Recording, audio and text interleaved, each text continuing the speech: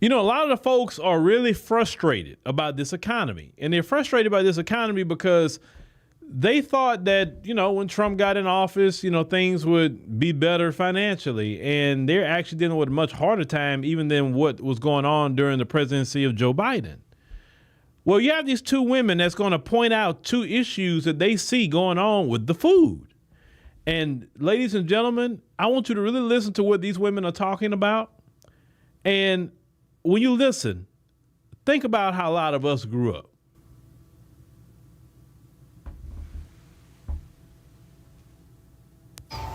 Yo, if I see that news report of them talking about how more and more Americans are reporting food insecurity, I'm going to lose it.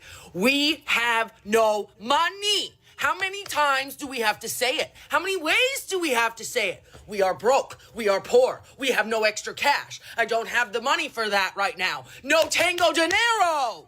How many times do we have to say we don't have money? Oh, more people are reporting food insecurity. More people are going on vacation. No, duh. We are poor. Thank you. I'm going to tell you, if you just go to the grocery store, now that school's out, walk around and just watch. Your heart's going to break. I'm just going to go ahead and tell you. Mine has. Because, hold it together, Jamie. I am walking around Walmart right now, picking up a few groceries that I'm blessed to be able to buy, like so many of you. I have also been at a point in my life where I was not able to buy the things that I needed at home for my children. And right now, I'm walking around watching families with 3 and 4 kids say, no, you can't get that, put it back. They're literally buying bread, peanut butter jelly, ham. That's what one family just bought, and cheese.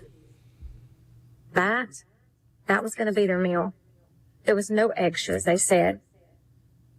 These people that their kids are out of school now, this is just one more added stress about how they're supposed to feed them. So the first lady is crashing out saying that we are poor. We have no money. And that is a lived reality for a lot of people, but a lot of other folks are admitting they don't have any money. Even when they do have money. They had a woman that we talked about here last week here on the podcast. And this woman says she makes over $100,000, but yet she still can't make it. It's like she has money or they have money and they got their money in a bag with a hole in it. And their money keep draining out even if they're making money. They're not in the position that they once were. And they in the position they once were when we were struggling for decades upon hundreds of years in this country. And they had no problem watching us struggle. When FBAs had to tell their children, hey, you have to put that back. I can't afford that right now. They didn't say, oh, my God, look at the black people.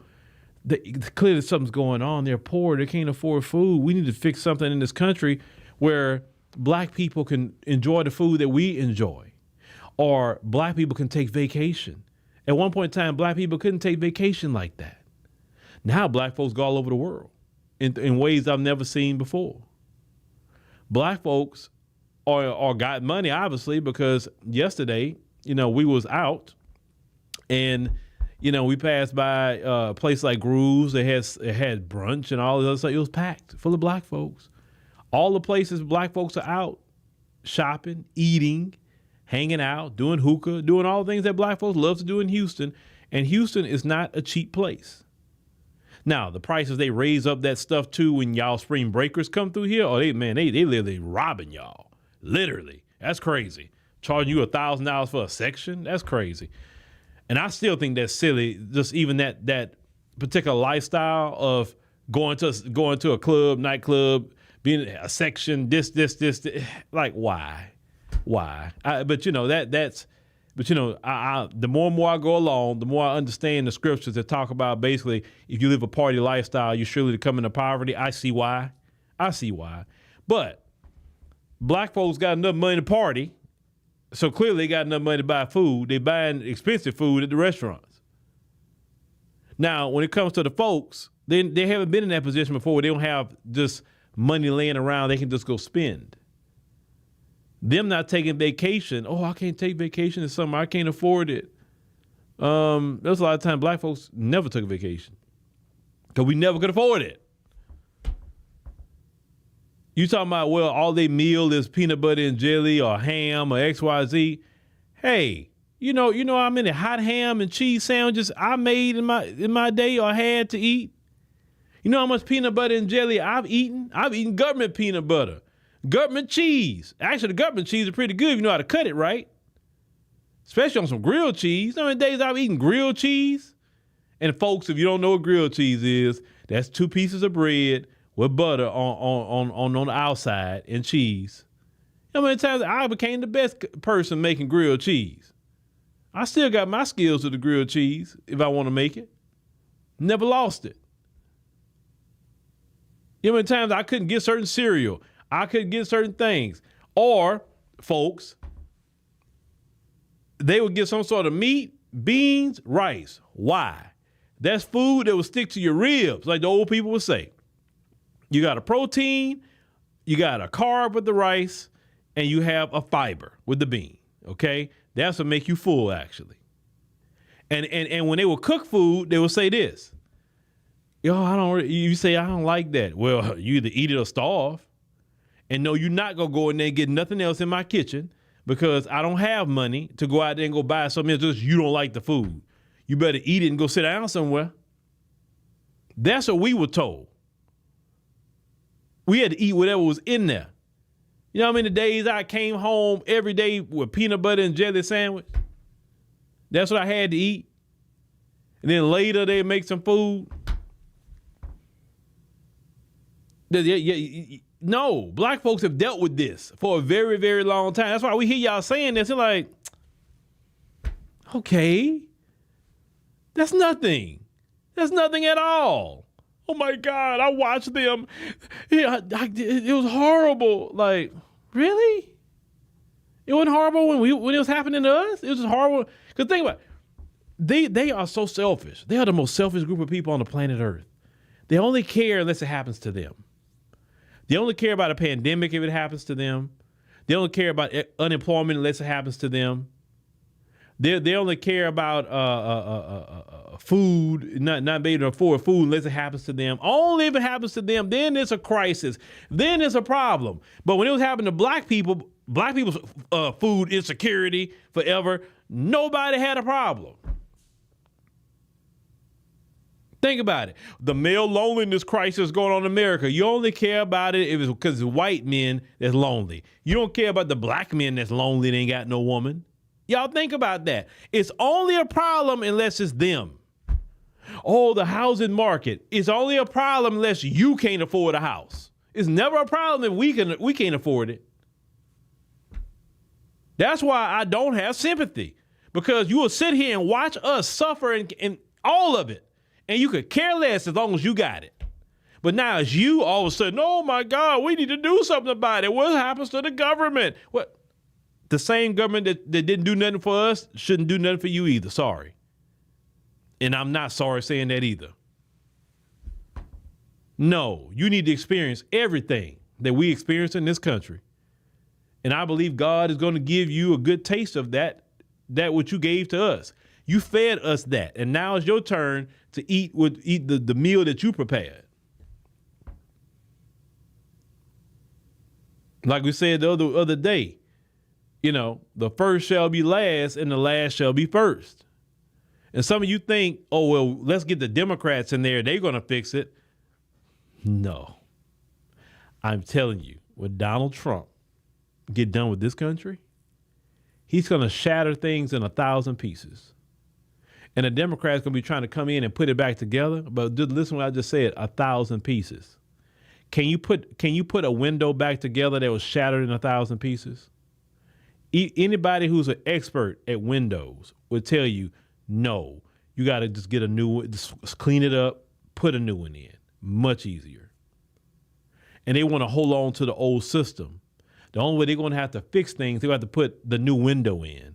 And the new window, the new system that comes in, can't operate like the old system that they're used to. And that's their greatest fear, that Donald Trump is going to decimate this system so much that they're going to have to put in a new one. But that new one, they can't do what they did with the old. You understand? That's their greatest fear, because they can't treat us the way they treated us in the old system. And the new one they're going to have to get would be a lot more equal, because we won't put up with it no other way. So it's not going to get no better with a Democrat being put in office. I promise you, it's not. The Democrats are just as sold out as the Republicans are. That's why it's not going to be any different. They only care about their pockets. They only care about themselves. Period. And y'all should know this by now. So, yeah. Black Americans have been dealing with food insecurity for hundreds of years. We figured it out. We made it. And I'm going to tell y'all something else before I wrap up. They're going to come to you and they're going to say, Jerome, like, how do you make it? Like, how? And when they ask you that question, let me tell you something. This is your opportunity to earn revenue. Now, how do you earn revenue? By this? Listen, you have a great wealth of knowledge, okay? You grew up, you literally have a PhD out of life that you were given, okay, through our community and our struggle. You monetize that knowledge so you can pay your bills and do whatever you want, or just have money in your back pocket. So this is what you tell them, oh, you want to know? Okay, well, I can teach you exactly what you need to do, but you got Apple Pay, Cash App, you got Venmo, Zelle, like what do you got? I said, because I need $1,000 to teach you. $1,000, yes, I need $1,000, because from with my level of experience and expertise, it's worth $1,000. Now you don't have to pay it, but I'm telling you, if you want my knowledge, it's going to cost you $1,000. Do not give them the inner workings of anything without them paying you. They have stolen trillions of dollars of wealth from us. The least they're going to do is pay me $1,000 for my wealth of knowledge and expertise. I want you to get paid, brothers and sisters. I want you to get paid. Don't give nothing away for free. Nothing. Everything's transactional, just like we talk about transactional voting. Everything's transactional. Oh, you want to know? $1,000 invoice coming your way. Pay it. I confirm you paid it. Then you got me for 60 minutes. I'll teach you everything you want to know. Do not be afraid to charge people for your knowledge, especially the folks who've stolen a lot of our inventions, ideas, suppress us on jobs. Man, get your bag best way possible. You hear me, Black America? Get it. But all this food insecurity talk, I don't want to hear that. Because if the food insecurity wasn't an issue when it was my community, then it's not an issue